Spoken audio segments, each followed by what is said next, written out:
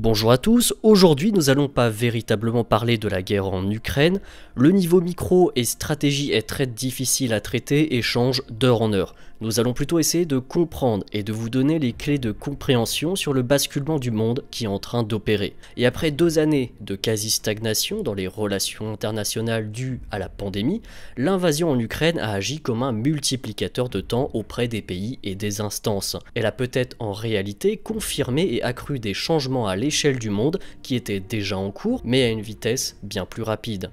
L'équilibre des puissances en Europe est sur le point d'évoluer. L'OTAN, qui était, on se le souvient, selon les dires du président français, en état de mort cérébrale, retrouve enfin une utilité face à l'attaque russe.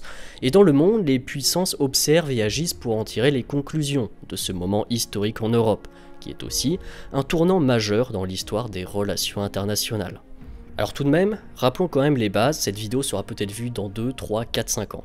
L'Ukraine, nous l'avions dit et répété, est une sorte de game changer en Europe, si je peux me le permettre. C'est-à-dire que son appartenance à une sphère d'influence ou l'autre fait basculer l'équilibre des puissances, et ici, des blocs. Pour simplifier, un bloc OTAN à l'ouest et un bloc russe à l'est. Qu'elle penche d'un côté ou de l'autre des sphères d'influence, cela change radicalement l'équilibre des puissances. Tantôt, la Russie apparaît comme vulnérable si l'Ukraine tombe dans la sphère otanienne, tantôt, c'est l'Union européenne par exemple qui semble bien plus vulnérable face à une Russie qui pose définitivement un pied en Europe. La Russie comme les États-Unis ont conservé une politique de sphère d'influence. Tous deux ont construit petit à petit leur cercle de nations alliées. L'objectif est tout simplement de couvrir le plus possible de terrain pour porter la menace ou la dissuasion le plus loin du cœur du bloc et assurer un ordre en son sein. L'Ukraine est le 2e pays d'Europe en surface terrestre. Elle offre un accès non négligeable à la mer Noire, et c'est surtout le dernier territoire perdu depuis la chute de l'URSS à être convoité à la fois par l'Alliance américaine et la Russie. Maintenant que cela est vraiment synthétisé, il faut essayer de comprendre pourquoi cette guerre. Il y a la célèbre phrase du théoricien allemand Clausewitz, la guerre est la continuation de la politique par d'autres moyens. Quand une nation porte la guerre depuis tout temps dans l'histoire, c'est parce qu'elle juge cela être nécessaire dans ses intérêts. C'est une pensée très froide, ça ne veut pas dire qu'il faut cautionner les guerres, mais qu'elles sont une réalité dans un monde où les intérêts se chevauchent. La décision de lancer une offensive par la Russie peut donc s'expliquer pour plusieurs raisons. Tout d'abord, les échecs diplomatiques, qui avaient vocation à faire de l'Ukraine une zone neutre, tampon, un pont entre l'Union européenne et la Russie. Nous avons par exemple le dialogue OTAN-Russie qui a été infructueux. Souvenez-vous, la Russie demandait des concessions à l'OTAN, le retour à la situation qui prévalait en Europe en 1997, avant que l'OTAN ne s'élargisse aux 14 ex-pays de l'Est, entre 1999 et 2020, l'arrêt de l'élargissement de l'OTAN à proximité des frontières russes et l'abandon de la politique de la porte ouverte.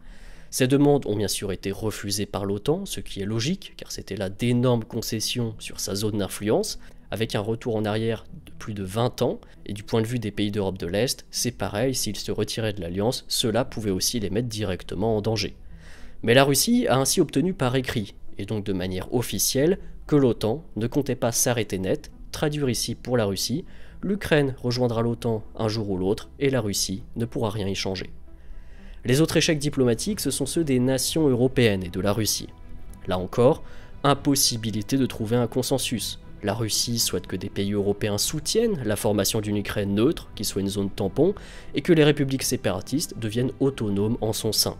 Là où les puissances européennes, comme la France ou l'Allemagne, soutenaient eux une Ukraine pleinement souveraine, et la soutiennent d'ailleurs toujours. Libre de rejoindre la sphère d'influence qu'elle désire, et bien sûr proche de l'Union européenne. Un dernier échec diplomatique, c'est bien sûr Minsk II. Ni l'Ukraine ni la Russie n'ont respecté le droit international qui régissait ce protocole, laissant entendre une escalade un jour ou l'autre. Un autre facteur, c'est le temps. Le cycle de la guerre en Ukraine date de maintenant 8 ans. Pour Moscou, chaque année qui s'écoule, c'est autant de possibilités que l'Ukraine s'éloigne pour de bon de la Russie vers l'Occident. C'est autant de temps utilisé pour soutenir le pays, le consolider militairement et économiquement, et qu'un basculement des consciences et des esprits s'effectue depuis le Maïdan en 2014. Alors maintenant, en quoi cette attaque va changer l'Europe? Au niveau européen, cette guerre contraint les autres pays à réagir, notamment en renforçant le budget militaire. L'OTAN retrouve avec cette offensive une utilité et une légitimité. On peut penser également que nous revenons à une logique de bloc strict, un peu comme si la parenthèse de la guerre froide s'achevait en ce moment même. Cependant, au niveau des nations, celles-ci auront aussi un rôle important dans les années à venir. Pour des pays comme la France, l'Allemagne ou le Royaume-Uni, l'objectif va être de peser le plus dans les décisions de l'alliance de l'OTAN, et pour ce faire, la puissance militaire d'un pays membre sera donc capitale s'il veut conserver un certain leadership et un pouvoir décisionnaire. Nous sommes donc en train de tomber dans une logique de bloc. Mais cependant, cela ne veut pas dire qu'il faut pour le moins négliger la nation, car celle-ci aura toujours le pouvoir décisionnaire, et c'est ce pouvoir décisionnaire qui se répercutera ensuite sur la politique du bloc. L'Allemagne s'est d'ailleurs engagée à débloquer un budget à 100 milliards d'euros pour moderniser son armée. Son objectif est clair, il faut viser les 2% du PIB dédié à la défense, comme le souhaite d'ailleurs l'OTAN. Il est fort probable que nous allons assister à des phénomènes similaires dans la plupart des nations européennes. Ce qui sera intéressant à analyser, c'est de voir quelles seront les limites, avant que certains pays ne commencent à soupçonner que certains autres pays de cette même alliance, devenus trop puissants, pourraient constituer autant un puissant allié qu'une menace directe ou indirecte. Je pense par exemple à la Pologne, prise en étau entre la Russie et l'Allemagne, ou encore une rivalité au sein du bloc, par exemple entre la France, l'Allemagne ou encore la Grande-Bretagne, mais nous en sommes encore loin. Souvenez-vous aussi, dans notre vidéo sur l'OTAN et les États-Unis, là où les États-Unis ont échoué continuellement à contraindre les membres de l'Alliance à accepter ces fameux 2% alloués dans le budget militaire, l'action russe en Ukraine a remis tout le monde au pas en l'espace de quelques heures. L'armée, en tant qu'institution, a gagné en estime dans les consciences, et donc auprès des décisionnaires, pour finalement retrouver la place qui est la sienne comme outil majeur de pression, d'influence et d'action dans la politique et les relations internationales. Ensuite, j'aimerais ouvrir une parenthèse sur les sanctions économiques. Je vais en parler peu car le but n'est pas de faire une liste de courses, la Russie est totalement isolée par l'Occident, la Russie en a terminé pour de bon avec les échanges en Europe, elle se tournera donc vers l'Asie et le reste du monde. La carte publiée notamment par le Grand Continent est d'ailleurs assez explicite sur le monde actuel, puisque la Russie est finalement essentiellement isolée économiquement par les pays occidentaux et leurs alliés proches. Je vous mettrai bien sûr le lien de cette carte en description. Les sanctions occidentales contre la Russie menacent de provoquer des retraits de dépôts dans les banques russes, de faire chuter le rouble, et c'est déjà le cas, d'encourager les investisseurs internationaux à désinvestir les actifs russes et d'ouvrir la porte à des dommages sur le plus long terme pour l'économie russe. Les banques russes sont coupées en masse du système mondial de messagerie financière SWIFT, l'économie russe et sa capacité à effectuer des transactions internationales est donc largement fragilisée. Les sanctions portent déjà préjudice à la Russie en paralysant effectivement son système bancaire et financier, les opérations de change sont également suspendues et les banques signalent des pénuries de liquidités. Pendant ce temps, les investisseurs internationaux tentent de céder des actifs russes, y compris les compagnies pétrolières, qui pourraient se détourner des investisseurs nationaux russes et subir des pertes plutôt que de supporter le coût des problèmes juridiques et opérationnels, ainsi que le risque d'une mauvaise réputation. Un point majeur dans ces sanctions économiques, voire cette guerre économique comme on peut l'appeler, c'est la question énergétique. Par exemple, vous savez que la Russie a majoritairement été exclue du système SWIFT. Mais il y a eu une exception sur le secteur des hydrocarbures notamment. Aussi, Sberbank ou Gazprombank ne sont pas visés par les sanctions et peuvent donc réaliser des transactions. Cela car des pays comme l'Allemagne ou l'Italie ont besoin de gaz russe. À ce gaz russe, l'Union européenne a plusieurs options. L'Allemagne et l'Italie songent par exemple à la réouverture de leurs centrales à charbon dans un premier temps, puis pourquoi pas au nucléaire. Pour le gaz, l'Union européenne va elle devoir multiplier les fournisseurs. États-Unis, Norvège, Canada, Algérie, Iran, Australie, Qatar, c'est autant de marchés qu'il va falloir développer et construire. Sur le long terme et du côté russe, la Russie, pour remplacer par exemple Nord Stream, a signé il y a quelques jours avec la Chine la construction d'un gazoduc d'une capacité similaire, c'est-à-dire environ 50 milliards de mètres cubes, qui passera par la Mongolie. La fin d'un monde. Dans la géopolitique, chaque État, organisation, groupe ont leurs intérêts. Des intérêts qui dépassent souvent chacun d'entre nous et sur lesquels nous ne pouvons être que les spectateurs. Le monde, ou plutôt les mondes, suivant les époques, sont régis par un ordre autour duquel les principales puissances s'accordent. Depuis 1945 et encore plus depuis 1991, nous sommes dans une logique de communauté internationale. Fukuyama parlait d'ailleurs de fin de l'histoire avec le triomphe de la démocratie libérale, mais finalement, l'histoire a bel et bien continué. Ce qu'il faut comprendre, c'est qu'il y a dans l'histoire des moments tournants. Le traité de Westphalie en 1648, qui met fin à la guerre de 30 ans et aux guerres de religion en Europe. Le traité de Paris, en 1763, qui affirme la suprématie de l'Empire britannique sur le monde et met fin à la guerre de 7 ans. Le traité de Vienne, en 1815, qui met fin à l'Empire napoléonien et pose un ordre européen conservateur. Versailles en 1919, Yalta en 1945. Ce 24 février, nous avons vécu un moment historique qui pourrait par exemple s'achever sur le dernier conflit post-soviétique d'ampleur. Tout dépendra bien sûr de l'issue de la guerre et des accords qui s'en suivront.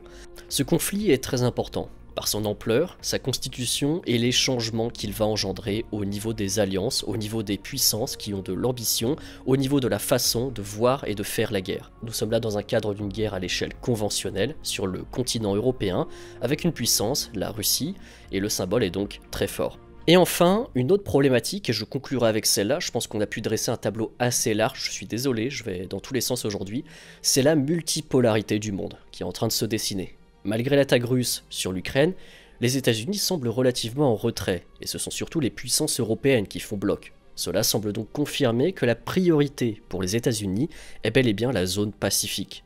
Et actuellement, ce sont les pays européens qui subissent le plus les conséquences de cette guerre, que ce soit au niveau humanitaire avec les réfugiés, mais aussi au niveau économique avec les sanctions, ou encore géographique, puisque la Russie est un voisin proche avec lequel les liens ont été brisés et avec lequel il faudra pourtant continuer de dialoguer, car c'est ça la réalité des relations internationales.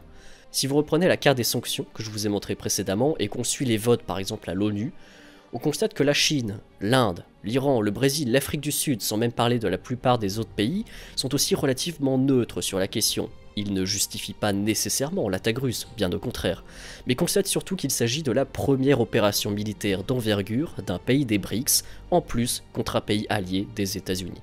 Cela marque donc un pas de plus vers la fin du cycle de l'hyperpuissance américaine, hyperpuissance qui reconsidère actuellement l'équilibre du monde et ses intérêts. C'est donc une période d'incertitude, de risque, où les États-nations et les blocs d'influence vont devoir se frayer un chemin. L'histoire du monde suit son cours et il nous faut le comprendre. Le monde est toujours là, mais c'est l'ordre du monde qui change. Et comme pendant tout changement, autant la Russie que la France, le bloc européen, la Chine, l'Inde vont devoir saisir leur chance, individuellement ou au sein de leurs alliances respectives pour faire prospérer leurs intérêts. Et cela a déjà commencé. Regardez par exemple l'Allemagne qui se réarme, qui songe au nucléaire civil, qui va gagner en puissance au sein du bloc européen et otanien. C'est un cas inédit depuis 1945. Mais ce n'est pas la fin des États-Unis pour autant. Grâce à cette fracture en Europe, les États-Unis ont aussi maintenant les mains libres pour s'orienter pleinement dans le Pacifique, là où sont leurs intérêts prioritaires, face à la Chine, car de l'autre côté du globe, la Chine, elle, observe. Merci à tous d'avoir regardé cette vidéo jusqu'au bout, j'espère qu'elle vous aura plu. N'hésitez donc pas à mettre un j'aime, à commenter pour phagocyter l'algorithme YouTube, mais aussi pour dire par exemple ce que vous pensez par rapport au niveau de cette crise, par rapport au niveau de cette vidéo. Si vous n'êtes pas entièrement d'accord bien sûr, c'est toujours très important d'argumenter. N'hésitez pas aussi à nous soutenir financièrement, que ce soit via Tipeee ou en rejoignant la chaîne et en ayant du contenu supplémentaire. Tous les liens sont disponibles en description. Un grand merci à tous, vous êtes de plus en plus nombreux sur la chaîne et de plus en plus nombreux à nous soutenir. A très bientôt et à la prochaine.